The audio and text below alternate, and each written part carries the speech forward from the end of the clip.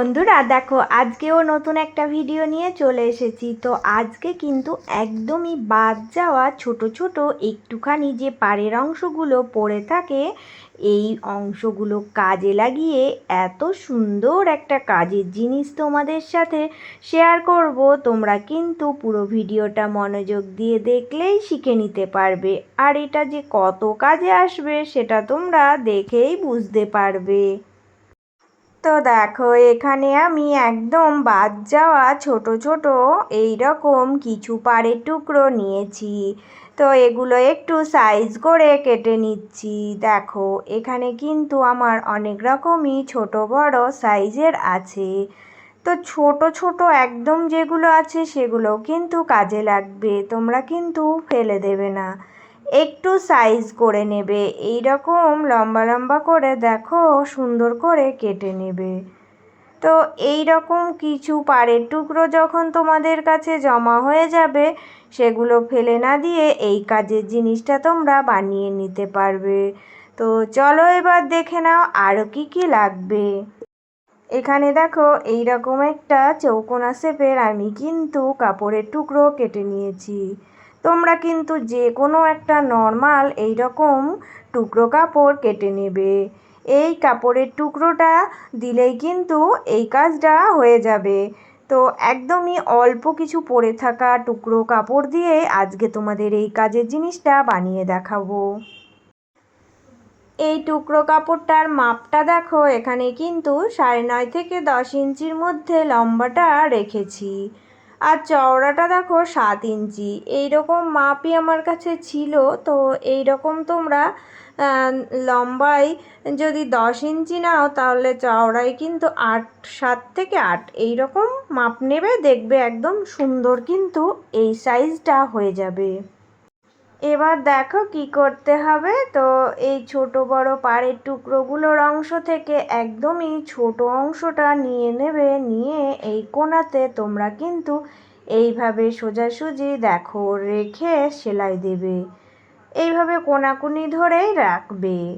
তো এইটা সেলাই দেওয়া হয়ে গেলে আরও একটা এর থেকে যে বড় টুকরো আছে সেই রকম পাড়ের টুকরো নিয়ে নেবে, নিয়ে সেটা দেখো এইভাবে করে বসিয়ে সেলাই দিতে হবে। আগে নর্মাল এই রকম একটা সেলাই দিয়ে সেট করে নেবে।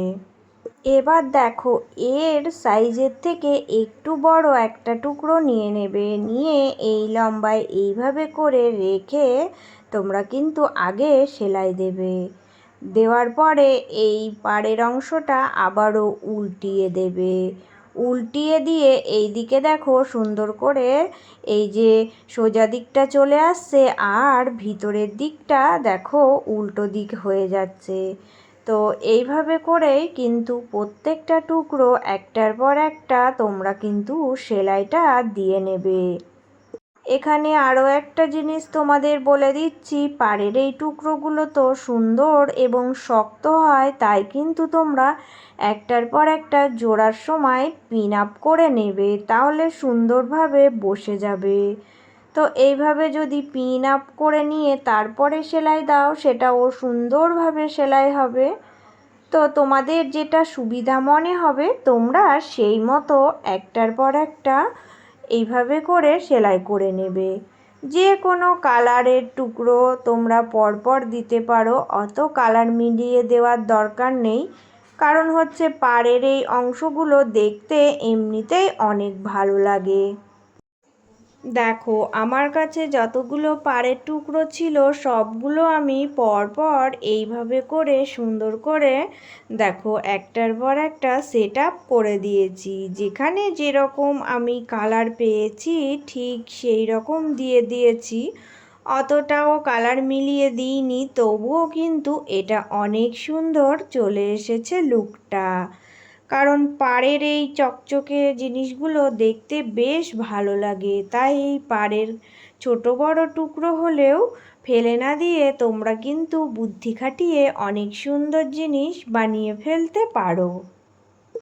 এবার পুরোটা যখন সেলাই করা হয়ে যাবে, তখন কিন্তু এইভাবে করে তোমরা উল্টিয়ে নেবে, নিয়ে এই যে চৌকোনা শেপ দিয়ে যে কাপড়ের টুকরোটা ছিল দেখো ওর চারিকোল দিয়ে এক্সট্রার কিন্তু পাড়ের কিছু অংশ বেরিয়ে আছে, সেগুলো পুরোটাই কিন্তু এইভাবে করে দেখো কেটে বাদ দিয়ে দেবে। তো উল্টো দিক করে বাদ দিয়ে দেবে, তাহলে ঠিক যেরকম শেপ আমার ছিল ওই রকম শেপই চলে আসবে। দেখতে দেখো কত সুন্দর লাগছে, সুন্দর কিন্তু আগের মতো শেপ চলে এসেছে। এবার দেখো কি করতে হবে। তো এই যে পাড়ের টুকরোগুলো আমি পরপর বসিয়েছি, তো এর ওপর দিয়ে একটা করে সেলাই দেব। তো এই রকম করে যদি একটার পর একটা সুন্দর করে সেলাই দিয়ে নিই, তাহলে এই পাড়ের টুকরোগুলো সুন্দরভাবে বসে যাবে আর এই জিনিসটা বেশ শক্তও হয়ে যাবে। তাই এই প্রত্যেকটা পাড়ের উপরে দেখো একটার পর একটা সুন্দর করে সেলাই দিয়ে নেবে। এতক্ষণ পর্যন্ত যে সকল বন্ধুরা আমার ভিডিওটা ধৈর্য সহকারে দেখছো, তোমাদের সবার জন্য রইল অনেক অনেক ভালোবাসা। যারা এখনও লাইক দিতে ভুলে গেছো, প্লিজ বন্ধুরা একটা লাইক দিয়ে পুরো ভিডিওটা দেখার অনুরোধ জানাচ্ছি। এবার দেখো, এবার আমার পুরোটা রেডি হয়ে গেছে। তো কি করতে হবে, এটা এইভাবে ভাঁজ দিতে হবে, দিয়ে এই যে এখান থেকে সেলাই দেবে। দেখো এই লম্বায় সেলাই দিয়ে নিচের দিকটাও সেলাই দিয়ে নেবে, পুরোটা এইভাবে করে সেলাই দেবে। উপরের দিকটা খোলা মুখ থাকবে। তো এইভাবে করে দেখো সুন্দর করে আমি এইটুকু জুড়ে নিলাম। এবার আমাকে কি করতে হবে দেখো, এবার এখানে একটা ড্রয়িং আঁকতে হবে। ফিতের সাহায্যে দেখো এই যে খোলা মুখটা আছে উপরের দিকে, এখান থেকে এই ধারের কোল থেকে 1 ইঞ্চিতে একটা পয়েন্ট করব। করে দেখো এই যে এই নিচের এই দিকের এই সাইডটা থেকে আমি কিন্তু লম্বা এই নিচটা দিয়ে এখানে 3.5 থেকে 3-এর মধ্যে একটা পয়েন্ট করে দেব।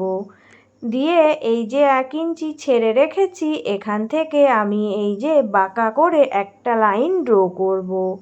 তোমরা দেখলেই বুঝতে পারবে যে এটা কিভাবে টানছি, একদমই সহজ। এইভাবে করে টেনে নেবে। এবার আমার নিচের দিকে একটা লাইন ড্র করতে হবে। তো দেখো নিচের এই কোণাগুলো আমাকে কিন্তু 1.5 ইঞ্চি মতো দুই দিকে মাপ করে 4 কোণা বক্স তৈরি করতে হবে। এই কোণায় একটা বক্স তৈরি করব আর এই কোণায় দুই দিকেই কিন্তু আমি দেখো চৌকোনা শেপ দিয়ে বক্স তৈরি করে নেব। এবার দেখো এই যে এই নিচের কোণাগুলো কেটে বাদ দিয়ে দেব। দেখো এই নিচের 2 কোণায় আমি যে 4 কোণা বক্স করেছিলাম এই চৌকো শেপটা কেটে বাদ দিয়ে দিচ্ছি। দেওয়ার পরে এই যে উপরে যে লাইনটা ড্র করেছি এটাও কিন্তু আমাকে কেটে বাদ দিয়ে দিতে হবে। তো দেখো পুরোটাই আমি এইভাবে কেটে বাদ দিয়ে দিয়েছি। এবার যে বাকি অংশটা থাকবে এটাই কিন্তু আমার কাজে লাগবে। এবার কি করছি দেখো, এই যে এই নিচের কোণাগুলো যেভাবে আমি কেটেছি, দেখো এই কোণা থেকে এই কোণা এইভাবে প্যাঁচা করে ধরে আমি কিন্তু সেলাই করে দেব। একদমই সহজ একটা কাজ।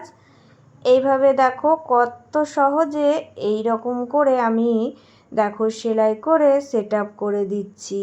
2টো কোণায় এইভাবে করে সেলাই করে দেখো জুড়ে দেবে, তাহলে কিন্তু নিচের এই দিকটার কাজ কমপ্লিট। এবার এখানে আর একটা কাজ আমাকে করতে হবে। ছোট্ট একটা পাড়ের টুকরো আমি নিয়ে নিয়েছি। তো এটা দেখো একটু আমি মুড়ে দেখো সেলাই করে একটা ছোট ফিতে তৈরি করব। তো এই ফিতেটা আমার কাজে লাগবে, তাই আমি এই পাড়ের টুকরো যেগুলো পড়েছিল তো সেই টুকরো থেকে একটা আমি নিয়ে ফিতেটা বানিয়ে নিলাম। এবার এই ফিতেটা কিভাবে দেখো আমি সেট আপ করছি, এই যে উপরের এই লম্বা শেপটা আছে এই মিডিলে এইভাবে করে রেখে দেখো সুন্দর করে কিন্তু আমি সেলাই দিয়ে দেব। আগে থেকে এইভাবে সেলাই দিলেই হয়ে যাবে। এবার এখানে আমি দেখো আরেকটা কাজ করে নিয়েছি। যেরকম আমি এটা বানালাম সেই রকমই আমি কিন্তু আগে থেকে একটা নর্মাল কাপড় দিয়ে এই রকম সেম টু সেম বানিয়ে রেখেছিলাম। কারণ হচ্ছে এটা আমি ভিতরে দিয়ে দেব, তাহলে কিন্তু আমার এটা সুন্দরভাবে ভিতরের যে কাপড় ফুপিগুলো আছে ওগুলো সব ঢাকা পড়ে যাবে। তাই এই কাপড়ের টুকরোটা আমি সোজা দিকের সাথে সোজা দিক মিলিয়ে দেখো এইভাবে বসিয়ে উল্টো দিকে চারিদিক দিয়ে সেলাই দেব। একটুখানি খোলা মুখ রাখবো, কারণ হচ্ছে ওটা দিয়ে আমি সোজা করব। তো এইভাবে পুরোটা আমি দেখো সেলাই করে নিলাম। এবার দেখো এই যে এই খোলা মুখটা আছে, তো খোলা মুখটা কি করতে হবে না, এই ধারের কোলটা একটু মুড়ে দেখো আমি এখান দিয়ে একটা সেলাই দেব। নর্মাল একটা চাপ সেলাই দিয়ে নেব, পুরো চারিদিকটাই সেলাই দিয়ে নেব। তাহলে কিন্তু সুন্দরভাবে ধারের কোলটা সেট আপও হয়ে যাবে আর দেখতেও ভালো লাগবে। তো এইভাবে করে আমি দেখো চারিদিকটা একবার সেলাই করে দিলাম। দিয়ে এটা দেখো রেডি হয়ে গেল। পুরনো বন্ধুদের জন্য রইল আমার সব সময় অনেক অনেক ভালোবাসা, আর নতুন বন্ধু তোমাদের জন্য রইল অনেক অনেক ভালোবাসা। আজকে যারা আমার ভিডিও প্রথম দেখছো প্লিজ বন্ধুরা চ্যানেলটি সাবস্ক্রাইব করে নিয়ে পাশে থাকার অনুরোধ রইল। তো দেখো এবার কিন্তু এটা তোমরা দেখে বুঝতে পারছো যে কি তৈরি করলাম। দেখো কাপড়ের পরে থাকা একদম ছোট ছোট পাড়ের অংশ দিয়ে কত সুন্দর হাতের কাজ তৈরি করে ফেললাম। এটা কিন্তু একটা পেনদানি হিসাবে তোমরা ব্যবহার করতে পারো। এইভাবে করে রাখবে, দেখবে কি সুন্দর লাগবে জিনিসটা দেখতে। তো দেখো বন্ধুরা কত সহজেই তোমাদেরকে একটা নতুন ইউনিক জিনিস শিখিয়ে দিলাম। তোমরা এটা যেরকম খুশি সেরকমভাবে ব্যবহার করতে পারো। যদি মনে করো তোমরা অন্য জিনিস রাখবে সেটাও হবে। এই রকম সুতোর রিল রাখলে সেই রিলগুলো সুন্দর করে সাজিয়ে রাখতে পারবে। তো এটা তোমরা যদি মনে করো টেবিলের ওপর রেখে দেবো সেটাও হবে, আবার যদি মনে করো কোথাও ঝুলিয়ে রাখবে সেটাও করতে পারবে। কারণ আমি এখানে একটা ওই জন্য ফিতে সেট করেছি যাতে এটা দুরকমভাবেই ব্যবহার করা যায়। তো কত সুন্দর একটু বুদ্ধি খাটিয়ে কত সুন্দর জিনিস যে বানানো যায় সেটাই কিন্তু তোমাদের আজকে দেখালাম। তো আমার আজকের এই ডিজাইনটা তোমাদের কেমন লেগেছে বন্ধুরা অবশ্যই একটা কমেন্ট করে জানিয়ে যেও। তো আজকের মতো এটুকুই, চলে আসবো আবারও নতুন একটা ভিডিওর সাথে। সবাই ভালো থেকো, সুস্থ থেকো।